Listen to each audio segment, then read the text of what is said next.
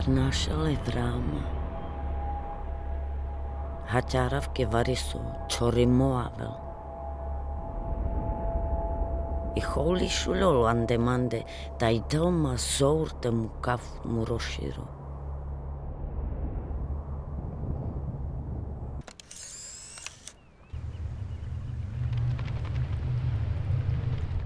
Sako je golovo paradasma.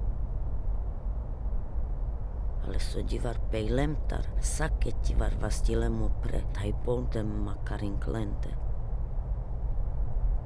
Mekerdilem I Romni kon naštig merelas.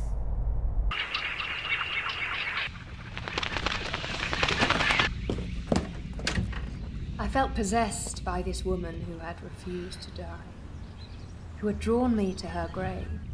She was full of rage.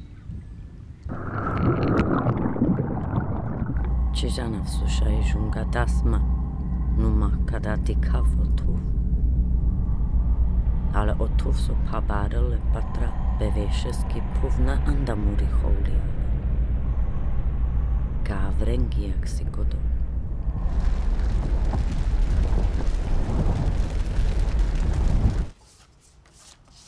I understood all the events that had led me to this place, to this small village in Poland, were not coincidences at all, and that she was everywhere.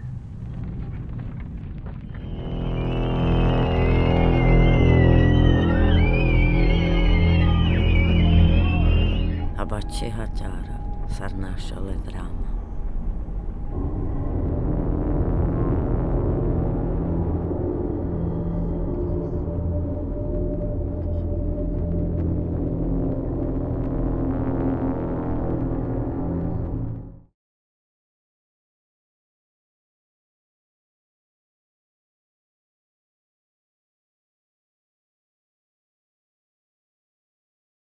Hi, my name is Roz Mortimer and I'm the writer and director of the film The Deathless Woman. Really delighted that the film is showing this week at the Rolling Film Festival in Kosovo, and particularly so that this is the film's Balkan premiere. The festival have asked me to answer some questions, which they've been kind to send me, so I'm going to get right on with it. Question number one, you did huge research in the archives of Central and Eastern Europe on the Holocaust. Yes, I did, and also in the archives in the UK. I spent an awful lot of time picking through archives, looking for whatever fragments of history about what happened to Roma during the Holocaust that I could find, and it was hard to find information. And that was really one of the things that motivated me to make the film. We have this collective understanding of what happened in Europe during the Holocaust, and the Roma, I felt, have been very much marginalised from that history when it was written. And so the inspiration for making the film was to try and remedy that. So can you tell us, how did you compile the research into a script that tells a modern horror story? Well, it was a very long process, I have to say. You know, as I said, I started in the archive and I spent a lot of time compiling as much information as I could. And there is good information out there. A lot of the information that's been written has been written by Romani scholars and historians. And, you know, it's a real shame that it doesn't seem to have filtered out into sort of a wider cultural consciousness of that history. So a lot of time in the archives, and then I went out into the field. So I spent time in Hungary and in Poland, filming landscapes where atrocities had happened, and eventually just started to meet people. Very much a surprise to me. I started to meet people who had been witnesses to some of these atrocities when they were children, and that's when the film started to form, when I started to hear their stories, and to engage with their trauma and the trauma of what they'd seen, and the people that they were talking about started to become real to me. What makes it a horror? So, is it the story of the Holocaust that's the horror, or is it the story of the dead woman, the ghost, that's haunting the main protagonist? I would say, without a shadow of a doubt, the horror in this film is the horror of what the Nazis did in the Second World War, and the parallel horror of what the neo-Nazis are doing today in contemporary Europe. This is the awful thing. This is the atrocity. This is the thing we should all be very afraid of. There's a really long tradition of films that use Romani women in them as tropes for horror. We see the Roma woman as a witch, as a fortune teller, as some sort of supernatural being, often somebody to be afraid of, and this is something I really wanted to work against. So when we first meet the Deathless Woman, the ghost in the film, she starts off by introducing herself. She's actually very polite. She starts off by introducing herself, and she specifically says to us at the beginning of the film, "Don't be afraid." It's not her that we need to be afraid of. And she takes us on this journey. She takes us very gently on this journey, actually, in the film, and very respectfully. And there's a lot of talk about fear in the film, but the fear is not directed at her. The fear is kind of radiating out at all these other atrocities that are going on in the world. So the horror of the Holocaust and the horror of contemporary racism and xenophobia. You wrote the story as it was in the dead woman's voice. Yes, I did. Can you tell us a little bit about that process when you started writing? Certainly I can. So when I was in Poland, I mean, this lady here, on screen, most astonishing lady Zofia, who lives in a small village in the south of Poland, and a series of very, very strange events led me to that village and led me to meet her. And she took me by the hand and she took me into the forest, and she was sort of gesticulating down at this slump in the ground in the woods next to her home. She was pointing at it and pointing up at the sky and pointing at the village, and she was really distressed. And I don't speak Polish, so I couldn't understand what she was saying, and she didn't speak English, but there was definitely something that she was desperate to tell me. So I resolved to come back. So I came back a few months later with an interpreter and with film cameras, etc., and I started interviewing her. And at the beginning I was interviewing her about another atrocity that she witnessed as a child in a neighbouring village when an extended Roma family were murdered by Nazi soldiers there. And at the end of this interview, she starts telling me about what had happened in the woods, right there, right next to her house. And this became the story of the Deathless Woman, what Zofia had seen in the 1960s when the grave had been disinterred, and what her husband's uncle had seen in the 1940s when the Roma family had been murdered there. And I was very startled by this story, and I went back to my hotel room that evening and I started to write. And I'm not quite sure where the words came from. I wrote in the voice of this woman from inside her grave, and you know what she was talking about was really all the things that I'd been reading about over the preceding years while I'd been researching into the history of what had happened to the Roma during the Holocaust. But it was in her voice, and she was angry, and she was very, very powerful, and that evolved into the script of The Deathless Woman. And of course, when I was writing this voice, I was writing it in English. That's my language. I don't speak Romani, but I knew that ultimately the script would be translated into Romani. And that happened quite late on in the process of the film. So all the way through making the film, we were working with myself actually voicing this script in English, knowing we would find the right person eventually to voice it in Romani. And I went through quite a long process with some brilliant people here in the UK of translating it into Romani dialect. We chose Lavari as the best dialect for that. And then a process of finding the person who would be the voice of the Deathless Woman. And we found Iveta Kokova, his most brilliant, actually I was going to say actress, but she wasn't an actress when we met her. And she very much wanted to be the voice of the Deathless Woman. She's a Romani woman. This is her history. It's her story. And I went to Czech Republic, and we started off doing the recordings with Iveta, and it was an astonishing day. She was feeling everything in the script from the heart, speaking from the heart, and you'll see when you see the film, she gives the most extraordinary, powerful performance. as the voice of the Deathless Woman. The stories I wrote have a great urgency and relevance to anti-gypsyism in the past and today. What do you hope to achieve having the film out there released in the world? Wow, well, change. Change would be good. If one person changes the way they think from watching this film, that's a good result. If more people change, even better. Also, in some ways, educating people. I feel that the history of what happened to Roma people during the Second World War is very, very little known outside of Roma communities. So education, so people become informed.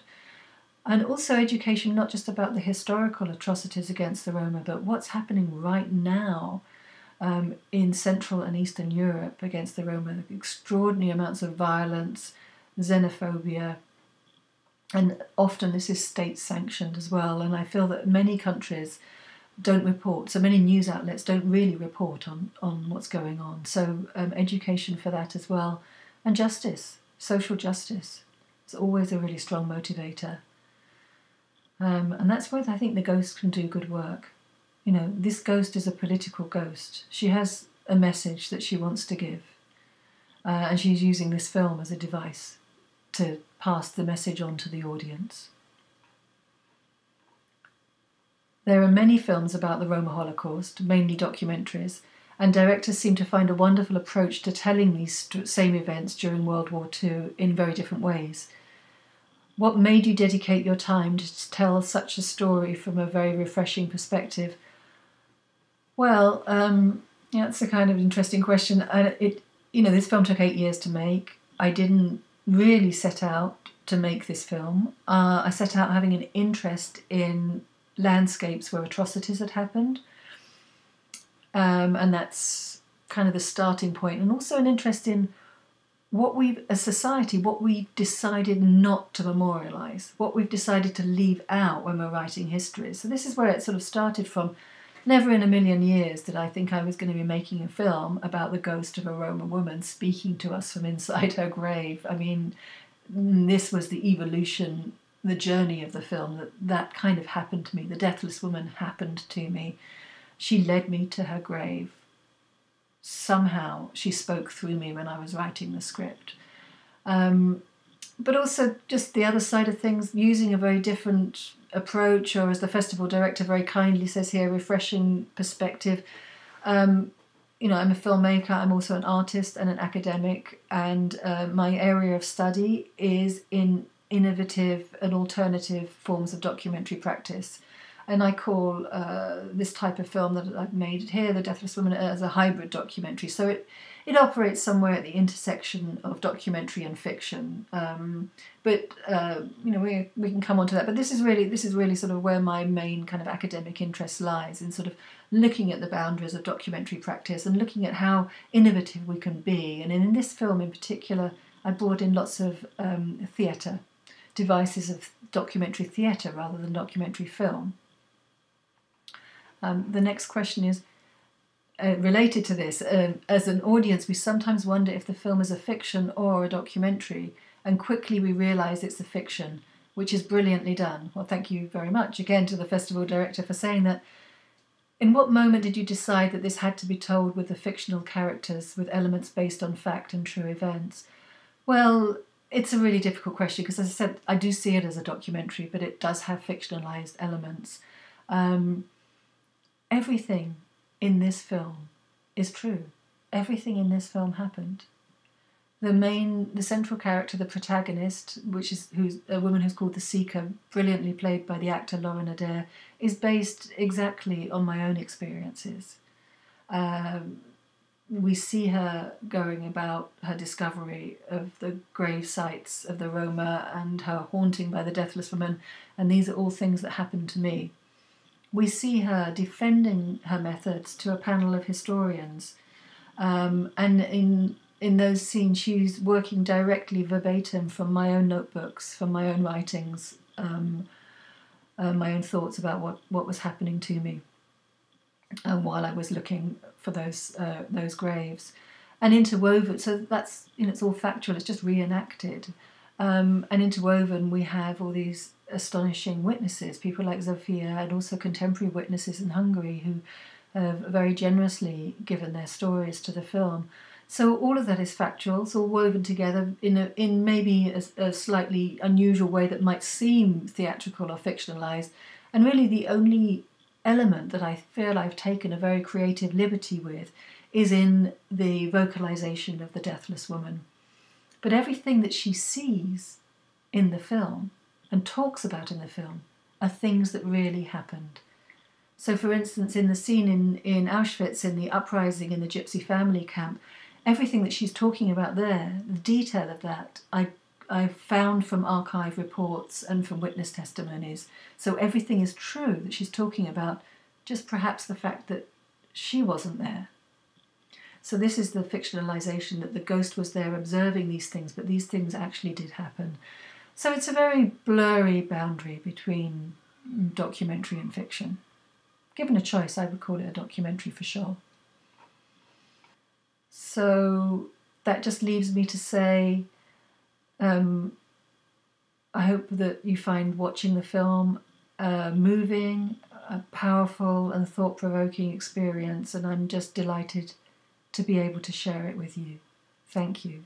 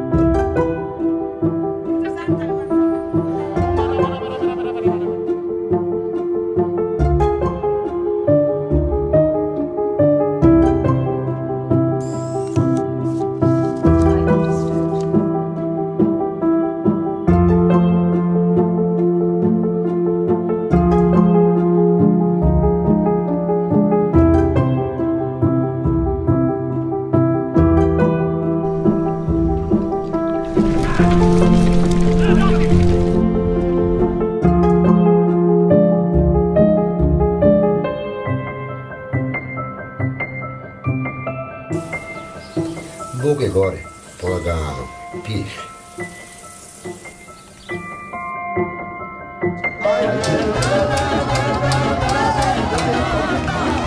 Il n'y a rien de pire. Bilo da leste ratavdu. Sakala breš. Treidam u abortu mare istorijako.